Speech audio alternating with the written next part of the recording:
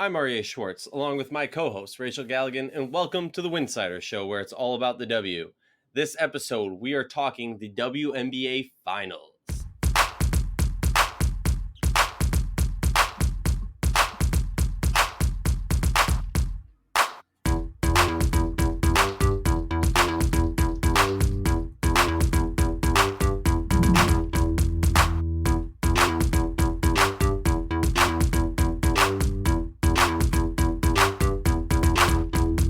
If you like our show, please consider joining our Patreon community. For less than a cup of coffee a month, you can directly show support for the hard work we do covering the W. I'm here with Rachel Galligan, and we're talking our reactions to the WNBA Finals. We had to give it a few days so we could cool off, sober up, and kind of get our heads straight, as it were. Rachel, how you doing? I'm fantastic. How are you, my friend? Still trying to get back to a normal regiment of life.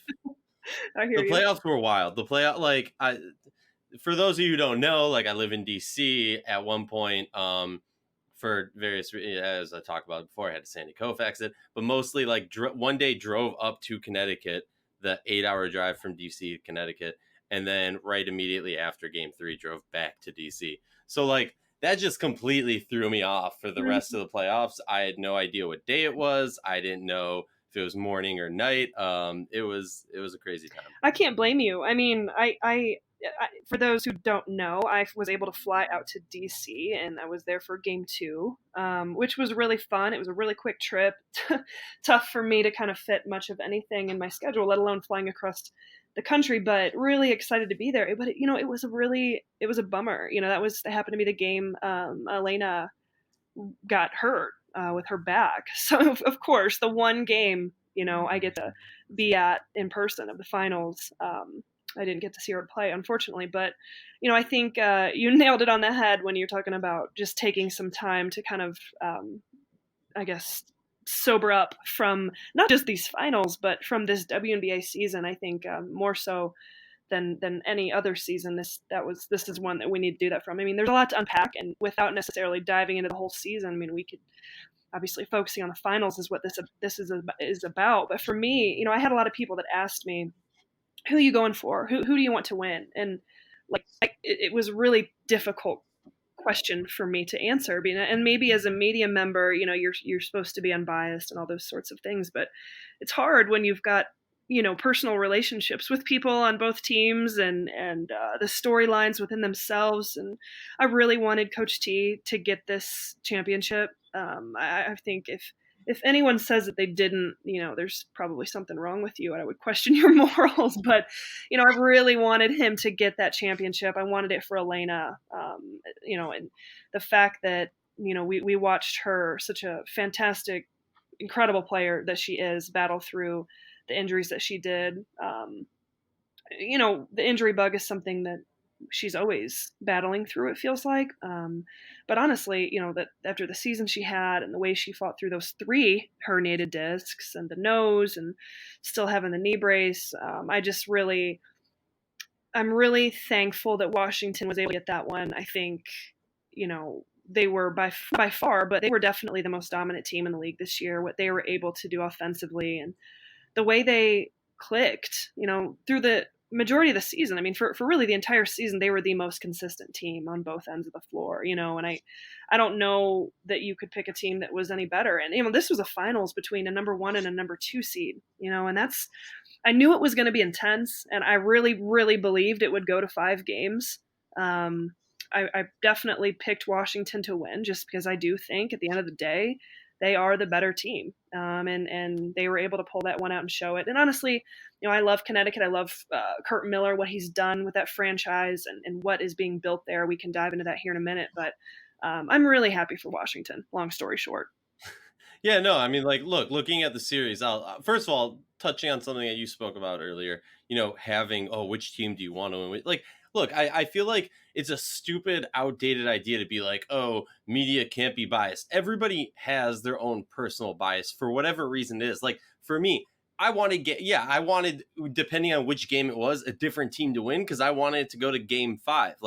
I wanted more basketball. I think it's better for the league. And honestly, because I'm selfish, I wanted more basketball. Then if you talk about like, oh, well, who did you want to win game 5? Honestly, like either one, you know what I mean? Like they were both amazing teams. I'm based in DC, so it's cool to be, based in a team that won the championship and be with them through the whole series of the season. But it was also kind of cool with Connecticut because 2-3 years ago, right when Kurt Miller got there, I remember saying this is going to be a scary team. Mm-hmm. And every year, I think this was the first year in the past 3 years I didn't pick them to go to the finals. I kept picking them to go to the finals, and I was like waiting for it to happen. So like, and then also on the hot take episode, I obviously said that DC is never going to win a championship. So that aspect of me was kind of pulling for Connecticut. But at the end of the day, come on, like it was 2 amazing games. And furthermore, what you said, kind of what Kurt Miller said in the post game press conference, I want to give him props because I think he said this perfectly. Where this was the number 2 and the number 1 and the number 2 seed. It went down to game 5 in a do or die match to get winner take all. And it came down to the last 10 minutes of the game. It was like a 1-point game going into the 4th or whatever. And Washington played a better last 10 minutes of the game. And that's what it came down to. And I kind of viewed it as almost, these 2 top teams that are very evenly keeled, but it just got to a point where, Connecticut got that scared look on their face and started to overthink things. Courtney Williams, Alyssa Thomas started to force it a little bit. With the John, for me, it boils down to the John Quell foul trouble. Sorry, I'm just going on a rant. No, it's no, I mean, like this is like my thought, like boils down to like that. It just DC was a slightly better team. I don't think that they were like so much better. Do I think if Deladon doesn't get injured, I really question if we go to 5 games, honestly. No, I agree. I mean, it's a completely different scenario if we're talking about, Elena being out this for this, the rest of the series. This is a completely different conversation. But I think it would have taken just absolutely, oh my gosh, a lot more than 3 herniated discs to keep her from being out on that floor, and shout out to the medical staff and her crew and everything she did to be out on that floor, fighting through that pain. I think that's incredible. But you got the sense in that 4th quarter, and I agree with you. Jonquel Jones in foul trouble. If you had to pin it on one thing with Connecticut, that was, for me, I agree. It was like this. That's it. I remember watching the game, and I looked over to my friends I was watching it with, and I said, they can't do it with what the way the game was being played, and the way the game was being called, and then you get in that 4th quarter and Washington just hit that moment, and like you can't really put it into words, but it gives me chills just talking about it. They hit that next level of momentum, of emotion. Emma Miesemann was completely, doing MVP-ish things, and Elena Deladon, was playing fantastic, really that entire game, as well as she could, not being 100%, even though she said she was close to it. You just got the sense that, it's Washington Mystics time. They're going to completely take over these final few moments, and they did. And it's like stomping on the throat. They could see it in Connecticut's eyes. Connecticut really, like Jasmine Thomas struggled, and that was one player that we said she really had to perform well for them to win Game 5. She finishes 1 for 6 from the field, and she's someone that I think. Not pinning it on her, but she has to elevate her game and make shots and be offensively a threat more than what she was, and especially in that late in the game, the second half.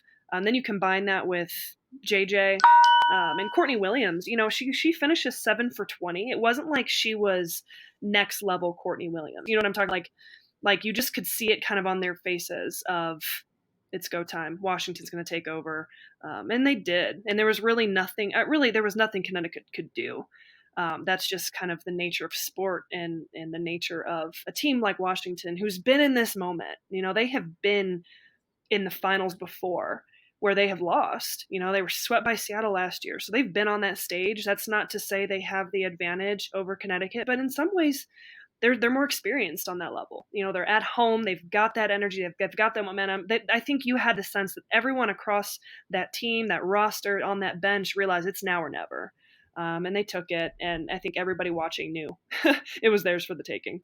Yeah, and I mean, look, you hit everything on the top of the head. Courtney Williams played a good game. Now, I do want to point something out that I think Connecticut won the first three quarters. Connecticut, yes, the team that won the first quarter point wise won every game this series, and Connecticut lost the first quarter 23-20.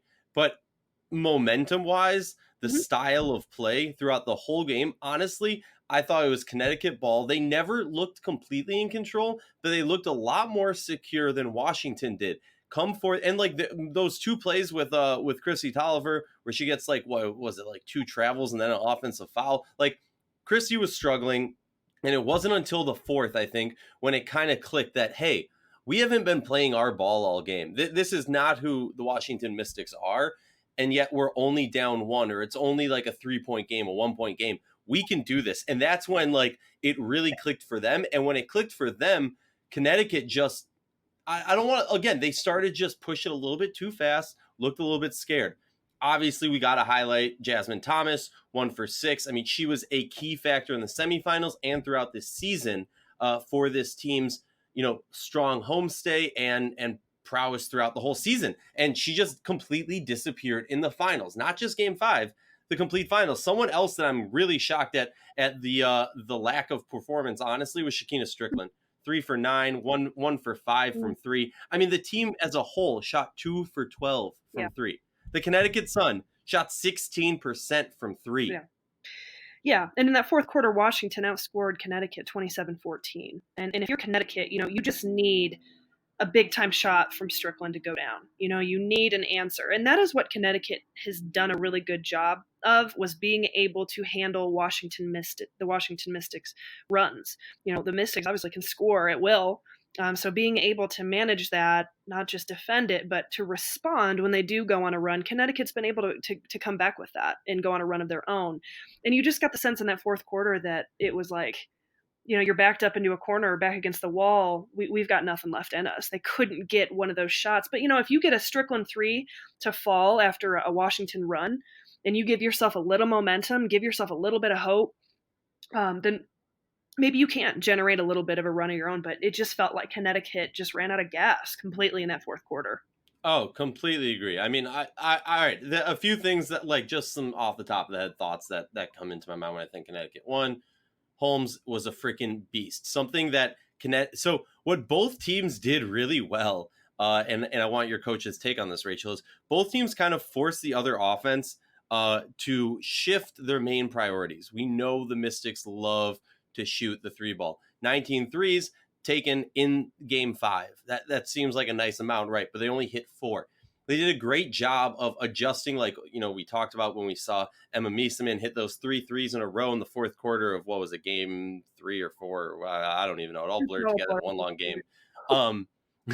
But, they adjusted from that, and they said, you know what? We're going to let you, if you're going to beat us, you're going to beat us by getting into the paint and knowing that they have some length. And honestly, both teams kind of did this, where if you were going to be successful against their defense, it was bring it into the paint and get downhill and rush to the court. And Natasha Heidemann, who I got to give props to, the rookie, getting a lot of playing time for Connecticut in these finals. And Holmes really did a superb job of crashing to the paint and getting some buckets and really forcing the subject and getting to the free throw line. Not necessarily, in game 5, she did it a couple times, but throughout the series, she definitely stepped up big time. And that's a positive for Connecticut. Obviously, there's no positives coming out of a finals loss. Well, I just really think, if you just look at the 3-point percentages for both teams, we only had 6 threes made in game 5 with both teams combined. Both teams shot very poorly from the 3-point line.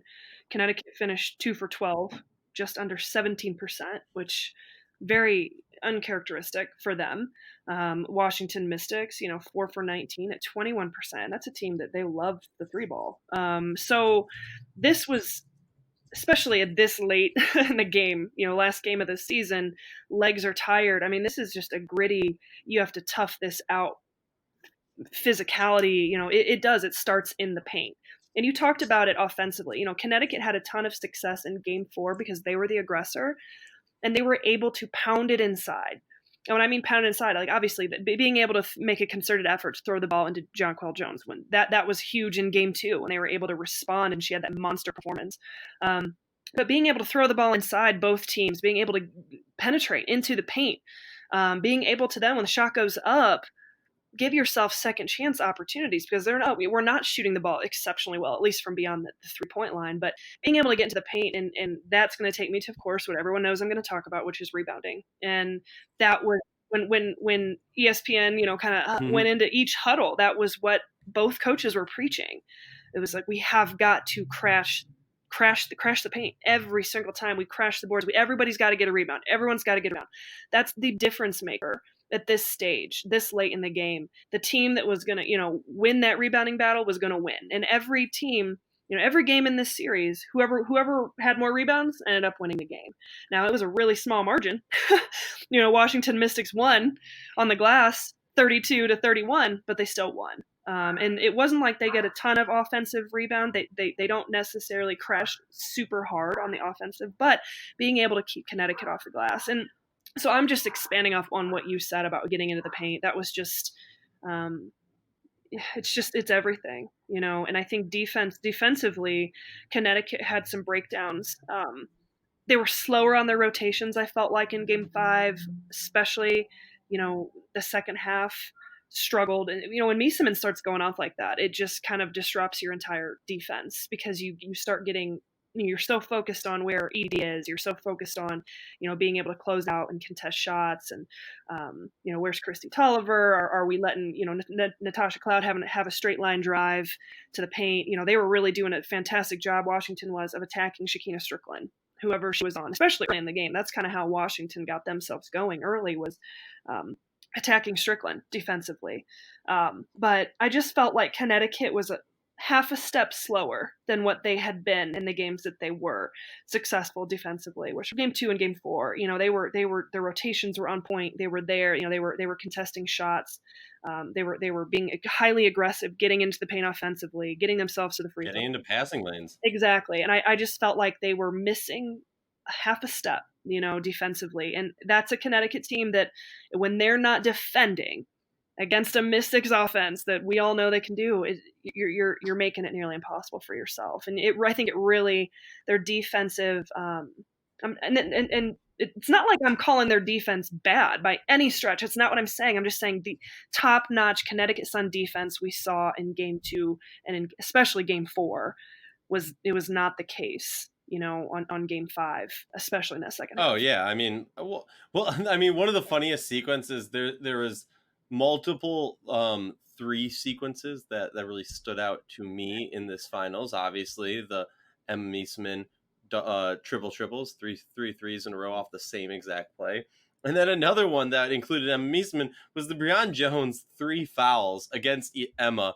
And they were all literally the same exact thing with her elbow. She was trying to stop Emma's post work by just shoving an elbow in her back, like hoping that would work. And by the third time, coach was just like, all right, get out of there and put Morgan Tuck back in. And I want to give a lot of props to Morgan Tuck, because like you were talking about, it is hard. When Emma Miesemann gets going, it is hard to stop her, and it is hard to disrupt the flow of that offense. But Morgan Tuck, like somebody who, and I think I've said this before on multiple other pods, somebody who is like teetered on the point of being a bust as high of a draft pick as she was, really showed out these playoffs and really showed that she's here for the spotlight. Talk to me about the positives of some of the paint play of what Connecticut was able to do. I mean, they do a great job, I think, especially after game 1, of being able to establish a presence inside. And you have that with Jonquel Jones. But in game 5, when she's in foul trouble, would she pick up her 3rd in the first half? I mean, that you didn't see the repercussions of that in the first half, but we definitely had to see it in the second half. And you've got a 6'6" presence that's a rim protector that's on the bench. That changes your entire defensive dynamic. And it changes your rebounding ability. She's a walking double-double. She didn't even finish the game with a double-double. Now, granted, she still finished with 25 points because they made that much of an effort to get the ball to her, which you have to. Connecticut has to have that go-to person, and JJ is that person on this team. But I think it caused so much problems defensively. And Misa Min, Brian Agler said perfectly when we had him on our pod a few weeks ago. You should listen to the pod. To start the finals, he was like, at this point, game 5, your stars have to show up. It's about star power. It's about big time players making big time plays. And to me, yeah, we could talk about Jonquel's stat line. We could talk about Elena's stat line, but the difference maker in this game was Emma Meeseman, especially in that second half, really exposing the Connecticut Suns, really the chink in their armor of Jonquel Jones having to be on the bench for extended amount of time. Morgan Tuck playing 10 minutes, they're not used to doing that. They're not used to doing that at all. But okay, answer me this, and this is something that it got brought up slightly, but I want your take. You've coached, you've played. It's game 5 of the finals, and I understand the fear. It's the mystery box versus the known to some degree. Jonquel played 30 minutes. Obviously, you'd like her to get closer up to 38 if possible. Maybe give her a minute or two to break there, whatever. My question is, you're a coach. Do you pull her, or do you say, excuse my language, folks, F it. It's the WNBA Finals. I'm going to play her with 4 fouls. I'm going to play her completely through until she gets 5 fouls, and then I'm going to sit her because then we're going to need her as that, that final fail-safe button, as it were. No. I think the call was exactly what Kurt Miller should have done in terms of, sitting her when they needed to. I honestly was surprised he didn't take her out sooner in the first half when she picked up that third. She stayed on the floor. I believe, or maybe it was right after her second. I can't remember what. Again, everything's a big blur to me at this point. But there was a point where I really wondered, oh my God, she's going to stay on the floor. And then he did eventually take her out. But I think as a coach, he had to sit her when he did. He had to play Morgan Tuck the minutes that he did. That's just what they had to do. I can't knock Kurt Miller's decisions, from how he strategized JJ being on the floor versus Morgan Tuck's minutes. It's what you had to do in those moments. So no, I don't think, for me at least, I don't criticize that. I think if anything, I love JJ. I think she's a phenomenal player, but some of those fouls were unnecessary. As they were. Oh my God. They were showing some of them. Yeah, they were showing some of those replays, and there was one in particular where she kind of wrapped up. There was a driver, I can't remember who it was, but kind of wrapped her up. It was a poor closeout, and she just kind of blew by her and kind of, really wrapped her arms around her, which was a clear foul. And in my mind, I'm thinking, like, you can't do that. I'm pretty sure it was Deladon. Yeah, you cannot do that in those moments. And honestly, that's going to be talked about. Those are things that, when you're, Jonquel Jones is still a fairly young player in this league. This is her first experience being in a game 5 of the finals, and there's a lot to learn for her individually, and how important it is for her to be out on the floor. She played 29 minutes, but would this game have a different outcome if she had played 34, 35? I don't know. And that's just not necessarily, one team wins, a different team wins, but like, I think I think it's a last second shot. I predicted before the game it would come down to a last second shot, and I'm going to say that Jonquel ruined my ability to have that prediction. Yeah, I just think that there were, if you could sit down and you could pull those fouls from her. Now we won't get into the WNBA officiating right now. That's for a different podcast when we're really bored in the off season. But I think if you could pull some of those clips, there were maybe at least 1, maybe 2 fouls that, as a player, as a competitor on that stage, you have to look at and you have to think to yourself, like, that was a stupid foul.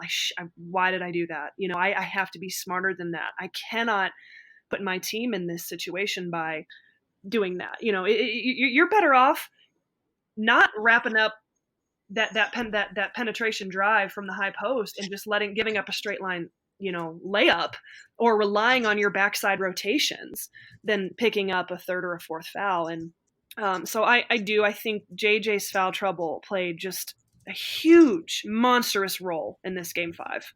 Huge. Oh yeah, it was. But I also gotta say, Alyssa Thomas, yet again, freak mode. Like, just like, oh my God, she's that type of player who you want the team to win just because of that insane effort and that she puts out in and game out. And what was her stat line? 9 for 14. First of all, okay, I gotta talk about this. Alyssa Thomas, who is no offense, a horrendous free throw shooter. Okay, career stat wise, just a horrendous free throw shooter, has blown past her career high during these playoffs. Okay, so much freaking respect for her, Yeah. and she's doing it with two messed up Being able shoulders. to watch It's her ridiculous. was Like, as much of a treat as anything this season, and how phenomenal she was. The toughness that Alyssa Thomas played with was inspiring. It really was. I mean, we it's like beating a dead horse with the shoulders, but at the end of the day, she's out there. She can't even lift her arms up above her head to make free throws, and she's worked on it so much that she's adjusted her free throw routine to actually was an efficient free throw shooter in these series. Now, she finishes 3 for 3 in game 5. I mean, Alyssa Thomas was phenomenal. And, you have a strong case. If Connecticut was able to pull this out and say win the whole thing, she would have to be a strong case for MVP. she would have to be MVP. I want to throw this out there. Her playoff average this year was 77.8. Okay, her regular season free throw percentage was, sorry, not average percentage, 49.6. Yeah. That's insane. Her best season free throw percentage was 75 in her rookie year in 2014. Since then, it has just been dropping by like 6% every year, and she just popped right back up. I mean, I remember early in the season early in the series, thinking, oh, late in the game, close game, just follow Alyssa Thomas. She's not going to make a free throw. She made me eat my words. So shout out to her. No, that's a true competitor in every sense of the word. Fighting through her own pains and her own limitations, from where her body is at. But I mean, we call her a bully, whatever it is. Whatever it is, I want that on my team every single night. I will go to war with Alyssa Thomas every single night, and I would be absolutely shocked if anybody disagreed with that. All right, but let's flip it over and talk about the champs and just, a little bit about what makes them so freaking ridiculously good. So first of all, I want to give a huge shout out to Natasha Cloud. So much respect for the hard work she put in. She left she has been the orchestrator, the leader of this band, if you were, when we're on the court. You see her screaming at her teammates. I don't care if it's Deladon or Tolliver or Atkins or whoever it is. She will put you in your place on the court and tell you where you're supposed to be and what you're supposed to be doing. But she took it to a next level. We've seen her do that throughout the whole season, throughout last season. The finals last year had to have been a dark cloud around her head constantly this whole year because she did not appear in those finals. Comes out and just, she had one bad game in these finals, but just a beast. A constant beast, huge 3-pointers. She was 2 for 6 from 3 in the game 5, but those 2 threes that she hit were ginormous and contested. Yeah, Natasha Cloud was great. I mean, I'm a really big Natasha Cloud fan, and she's such a smart player. She's such a leader out on the floor as a point guard. Yeah, you have to have that, but and I don't know if it's because ESPN had her mic'd up. It just felt like she was more vocal, but this is a player that she's very special in her ability to be that floor leader, and she brings an energy and a vocal presence and has such care for her teammates. She understands her teammates. She understands what to say, when to say it in huddles. She understands when to go pick somebody up, when to challenge someone. She was brilliant. She was brilliant, not just in game 5. She was brilliant this season for Washington. She is a true floor leader. She's a leader of this team. She's a positive, energetic presence. I could continue to praise Natasha Cloud so much. And when players aren't playing well, like Aryeh, like we can call them out. We could say, they didn't do what they typically do. But Natasha Cloud, for the most part, I mean, all of this, game 5, she was phenomenal. I think her shot selection was great in game 5. She came up with those big time threes, got herself to the free throw line, a couple key moments, made really good decisions. Really took care of the basketball, I felt. And I think the biggest thing is, though, like when Washington needed the right messages to be sent to them, she was the one providing that. 100%. Honestly, if you ask me, obviously, everyone's going to think I'm crazy for saying this. Behind Emma, I'm giving Cloud MVP of this series, just for not necessarily stat wise what she did, but it was very visible whenever DC started to get a little out of it. She would calm them down and really bring them back to earth and say, hey, let's focus. Let's talk about Christy Tolliver though. had a fan of the pod, I hope she's listening, stop me after game 5 and said, hey, if they would have lost, I would have agreed with you. It's going to be oh wait, no, that was something else. But someone else spoke to you, actually, I believe it was. Correct? Yeah, I did. Yeah. No, they were. I'm just critical of Christy Tolliver at times because I think she comes in waves where it can be like, holy crap, blow my mind out of the water. What the hell is happening? Versus, holy shit, she just missed the basket by 3 feet. What was that shot? And there's beauty in that, but it's an emotional roller coaster for me when I watch Christy Tolliver. But honestly, there was a couple minutes right out of halftime where she was really trying to do too much. It was like three possessions in a row where she was trying to force it. You could tell she wanted it. She wanted to make the right decisions, but it was not coming. She wanted to be that hero. Yeah, she wanted, I don't know if it was necessarily a hero, but she was trying to match that energy. I think that she knew Connecticut was going to come out with after halftime. So many coaches and teams talk about those first few minutes right after halftime are the difference in a game. And I think Chrissy Tolliver, as a coach herself, understands that. You're coming out of halftime of a game 5, and it's neck and neck as it is. The team that's going to come out the right way is going to take this thing. And so she was trying to do the right things, but as a player and on that stage with all that energy, and she was trying to do too much. So it was the right call. Get her out, sit her down, regroup. And I think she came back and responded like a vet. Came in and was phenomenal from the free throw line and made really good decisions. She finishes with 18 points, 5-11 from the field. I mean, hit one three, but man, that was a big three when she knocked that one down. And I really do think that she was poised for 35 minutes of that game. It was a couple that it was like, that's a little uncharacteristic, but I think you could go down the line with probably a lot of players out on the floor and say that with in one case or another throughout this series where they were trying to do too much. It's just they happen to be so glaring with her. And, I think she has an extra microscope on her because she has been on the stage before. She has won a championship. So for her to come out and how she was going to handle these finals and how she was going to be a leader in her own way for this team, I think she really needed to step up and do the right things. And I would say for the most part, she did. Yeah, and now let's flip it over to some of the bench stars. Ariel Powers, who now didn't have the greatest game 5, 2 points, but she was a +7, 4 rebounds, 1 steal, no steals, 1 assist, but really cemented herself throughout this season as, this is an interesting thing because I'm putting on my GM cap now. If I'm a GM, I'm thinking, I'm about to throw some money at her and steal her from Washington this offseason. Just because she's that type of player where I feel like when you start to get a lot of notoriety as like a fill-in starter when someone's injured, or as a top scoring and energy threat as the 6th woman, that's like such a key important role that every team needs. And she played that to a T for Washington. Talk to me about Powers. No, I thought she was good. She really, I think, elevated her game in moments. She elevated her game to a new level on this Washington Mystics team as someone that, is going to make good things happen when Powers is on the floor. She's not necessarily going to show up in every stat line, but sometimes she will. And I remember, the one shot she made, I think was in the first half, and it was like a 17-foot jumper. And it came at a critical point in that first half. And I think just that one shot, she finishes the game with 2 points, but that was it was a good response from what Connecticut was doing early in that game. I can't remember exactly what was happening, but it was a response shot. And I remember thinking, man, all right, if Powers is hitting that shot, they need her to step up just in a couple of moments, just like that, whether it's snagging a big time rebound or knocking down, a big time 15-footer when they need some momentum. And that's what she does. She does her role. She does it exceptionally well. But at the same time, she's got the ability to get going offensively.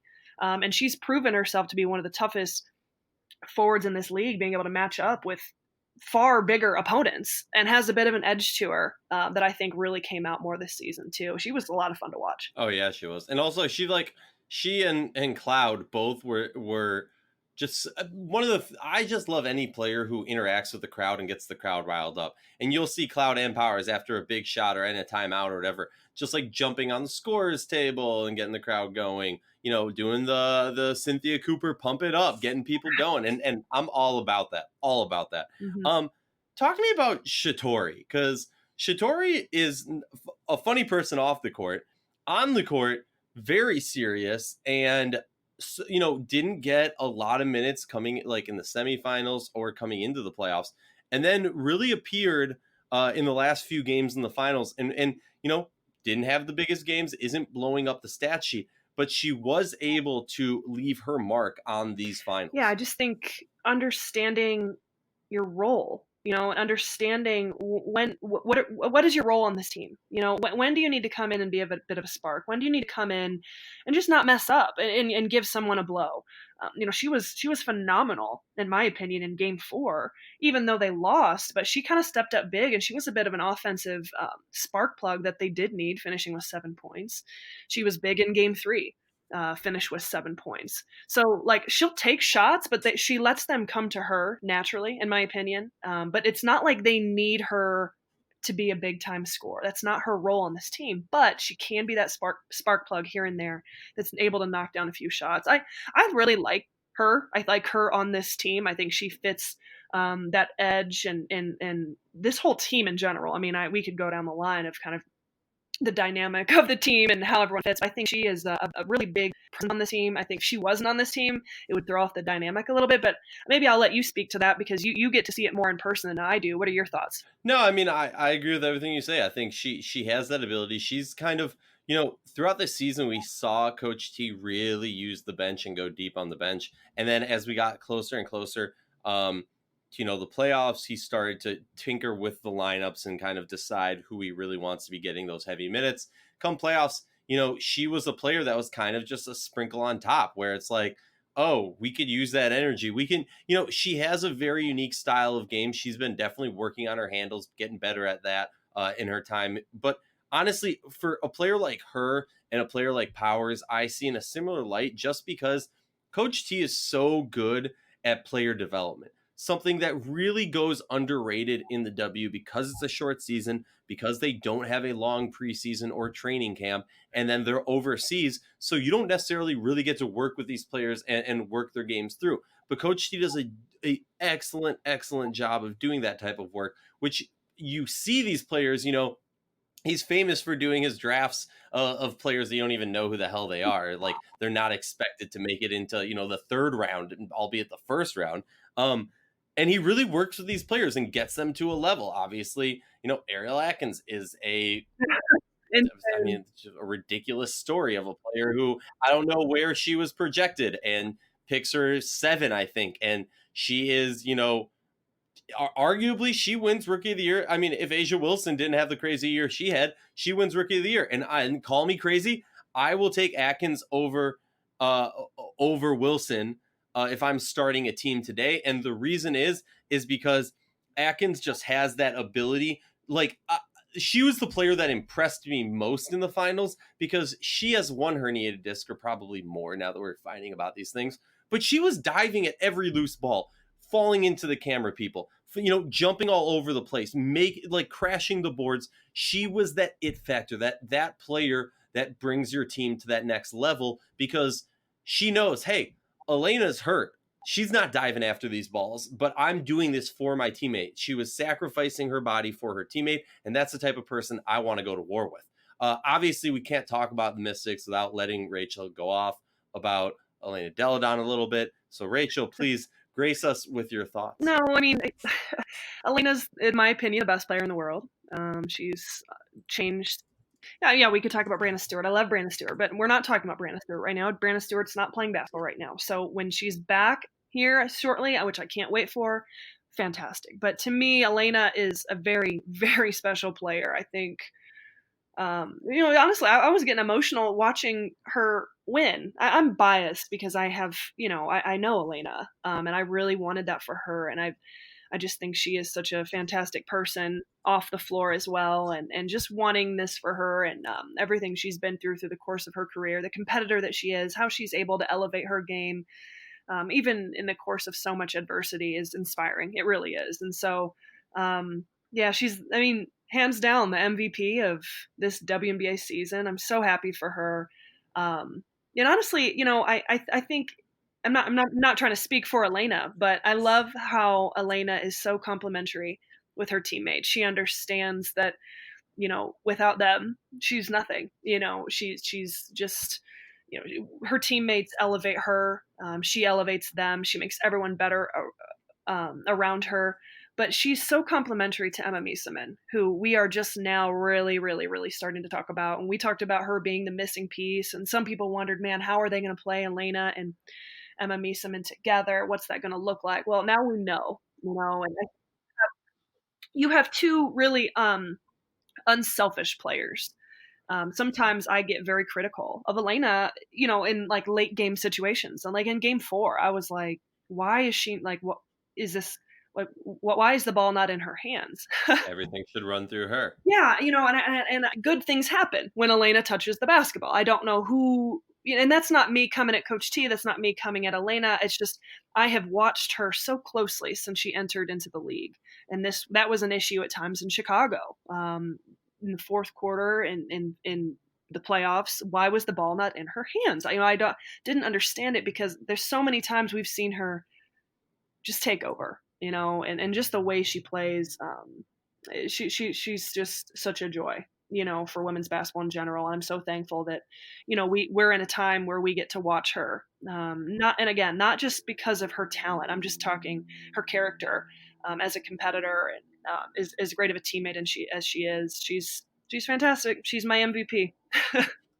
Yeah, and honestly, the more impressive thing, 'cause we know how good of a freakishly good basketball player she is. So that wasn't like the mind-blowing aspect of these finals for me. It was more so how, when you talk about, I hate doing NBA comparisons, but the only person who comes to mind is Tim Duncan. How when he got old, he got really slow, but he started to play smarter. And obviously Elena already plays slow enough, but what I'm talking about is how Elena was able to say, like, oh, my body's broken down right now. Let me understand what elements of my game are doable, are usable, and let me do that to the best of my ability. So I'm talking about feeding the ball to her teammates. I'm talking about when she could get her arms up, because I'm sure just raising your arms kills when you have herniated discs. Get the rebounds, all of that stuff. She did so much more throughout this series, even if it was being, just a cherry picker standing outside the 3-point line, get the ball, hit a shot. She did that to an extreme and did it well enough that she had to draw more attention, and that opened things up for the rest of her team. And to me, that's the ultimate MVP move, is where you bring up everyone around you to a better level. And that's something that we haven't necessarily spoke about enough when you're talking about Elena Delle Donne, which is, MVPs, greatness makes greatness around them better. We talk about Diana Taurasi made everyone around her better. Certain players raise the level of the players around them, and Elena Delle Donne did that amazingly in these WNBA finals. Rachel, final thoughts about the WNBA finals? Man, it was a fantastic finals. I really was blown away at the level of competition between these two teams in particular. I can't congratulate Washington and Coach T, Elena, everybody for their championship. I think it's amazing. Connecticut, this is a team we're going to be continuing to talk about for years to come.